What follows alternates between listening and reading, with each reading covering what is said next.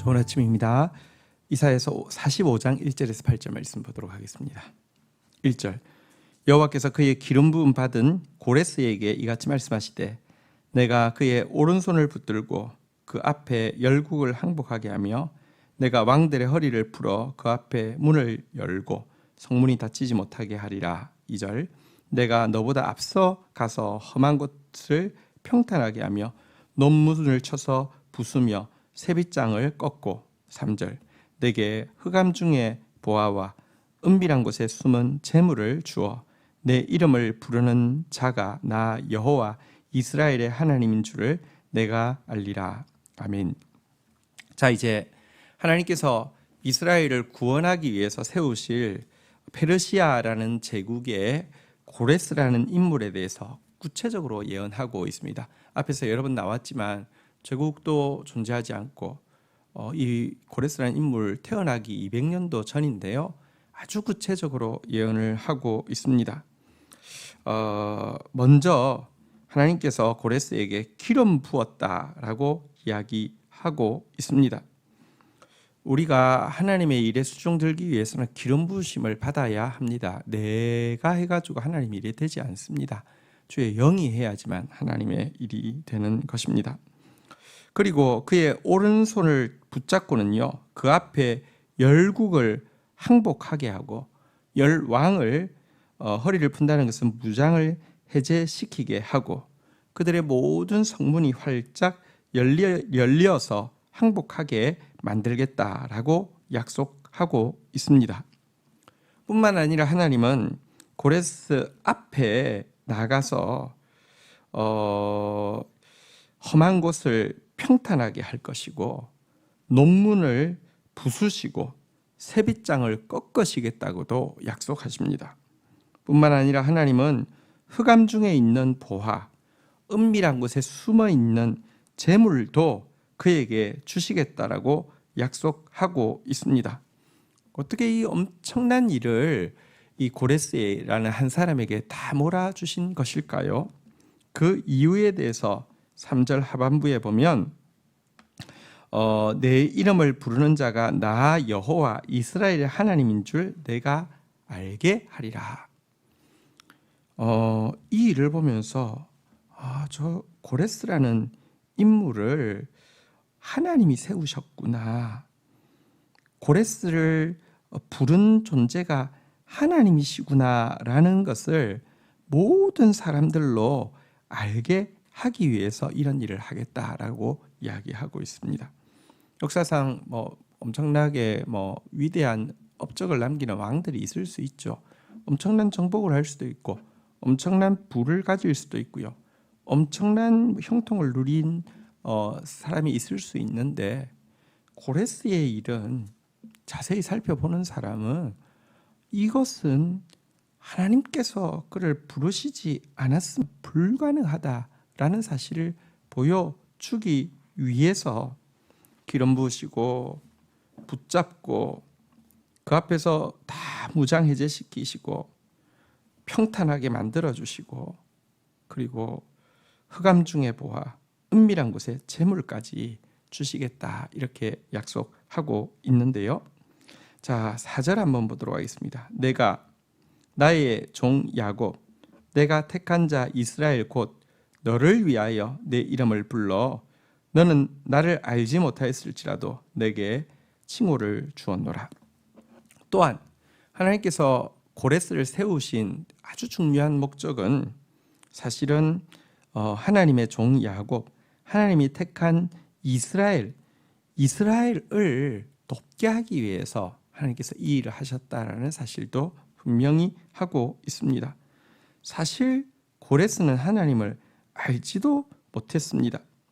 그런 그에게 하나님께서 칭호를 주었다라고 했는데 이 칭호를 주었다는 것은 구원자의 칭호를 주었다, 이런 구원의 대행자의 칭호를 주었다라는 의미입니다.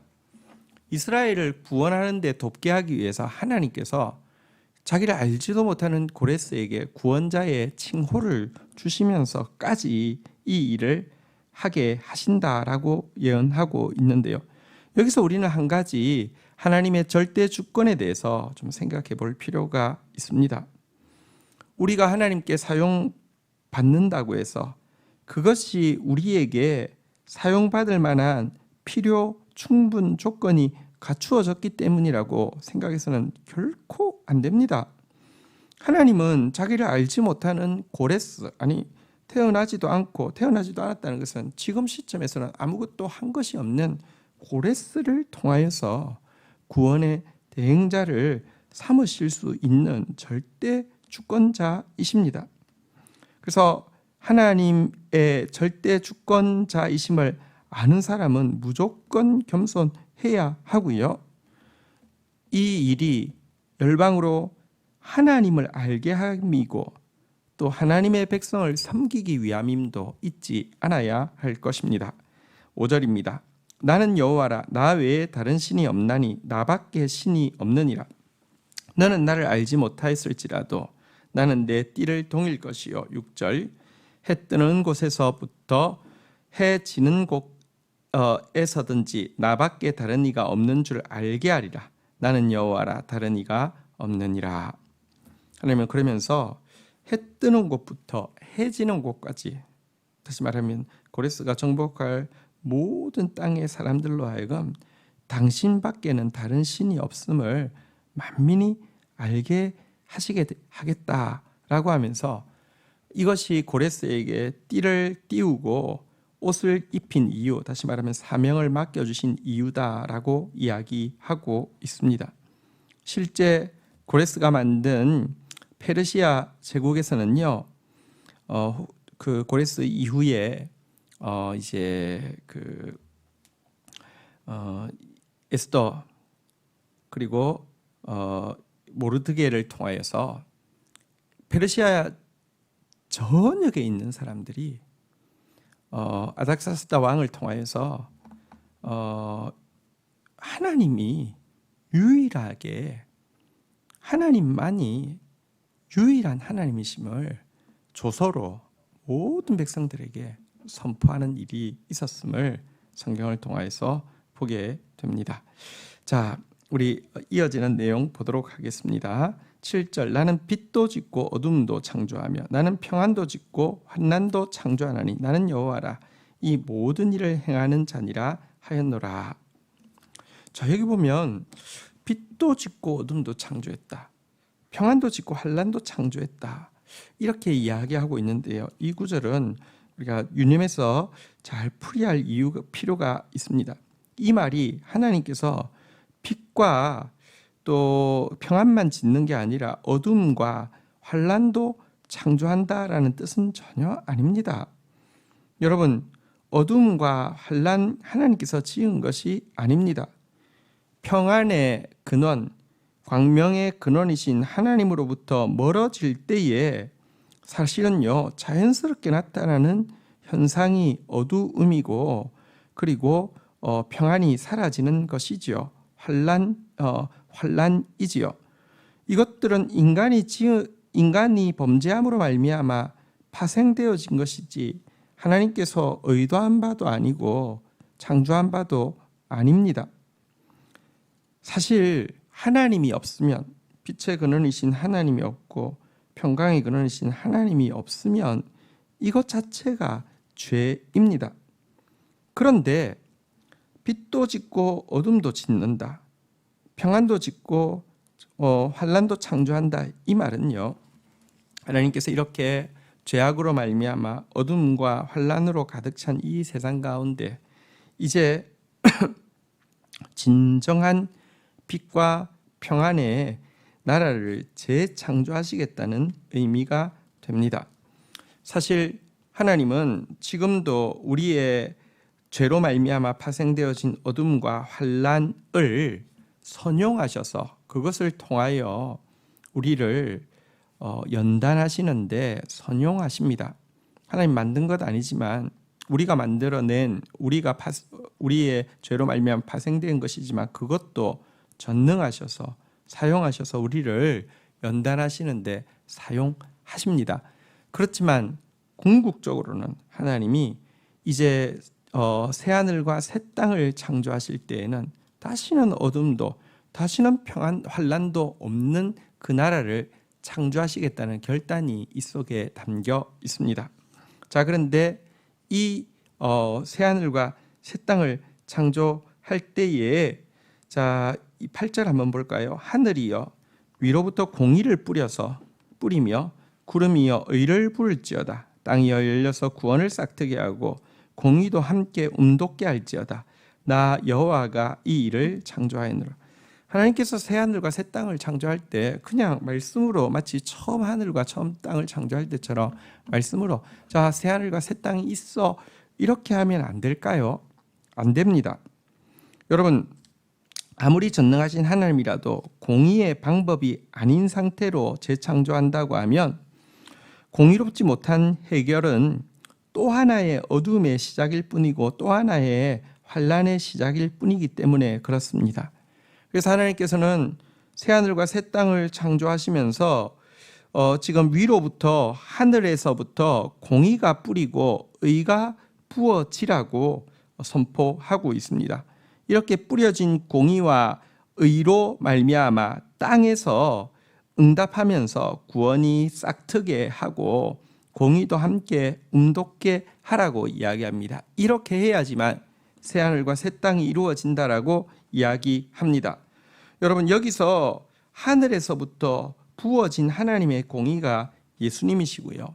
이 예수님이 하늘에서부터 부어져서 땅에서 우리의 죄값으로 말미암아 죽어지고 나서 땅에서부터 돋아 올라온 구원의 징표, 공의의 징표가 바로 십자가이죠. 그래서 예수 그리스도와 그의 십자가를 통하여서 새 하늘과 새 땅, 더 이상 어둠과 환난이 존재하지 않는 완전한 빛과 평안의 나라를 만드시겠다는 하나님의 약속입니다. 그리고 이 일의 한 예표로 고레스를 사용하신다는 예언입니다. 오늘 이 구체적인 예언 앞에서 지금도 하나님은요, 우리가 자격이 없다 할지라도 절대 주권을 가지고 일하시고요, 우리가 알지 못해도요, 흑암 중에서도 은밀한 곳에서도 바다의 부와 열방의 재물을 주셔서 이 일을 감당하게 하시는 분이심을 분명히 믿고 고백해야 합니다. 주신 말씀 붙잡고 기도하며 나가도록 하겠습니다.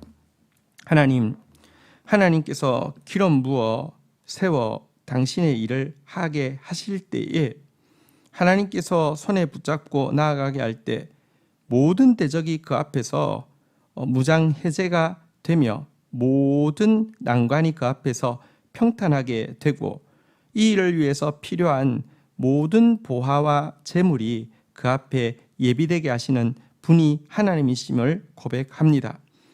그러할진대 주여, 주의 약속을 신뢰하며 정말 주님의 약속을 붙잡은 자, 주의 기름 부음 받은 자로 설 수 있도록 저희들에게 은혜를 더하여 주옵소서.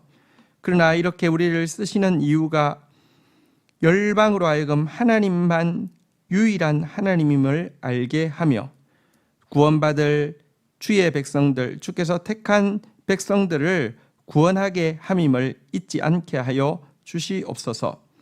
하나님, 우리의 죄로 말미암아 파생되어진 어둠과 환난도 선용하셔서 우리를 연단하시지만 때가 되면 결국 어둠과 환난이 없는 빛과 평안으로 가득한 새 하늘과 새 땅을 재창조하실 하나님, 이 일을 위하여서 이미 하늘에서부터 공의의 본체이신 예수 그리스도를 보내주시고 그의 죽음으로 말미암아 땅에서부터 공의의 표상인 징표인 십자가가 솟아오르게 하여 주신 주님을 찬양합니다.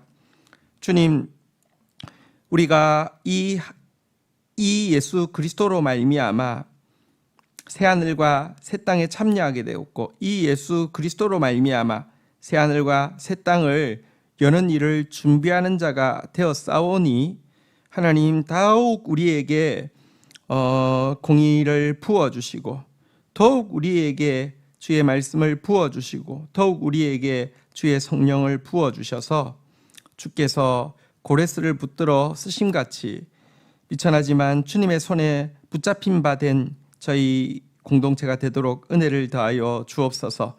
예수님의 이름으로 기도 올립니다. 아멘.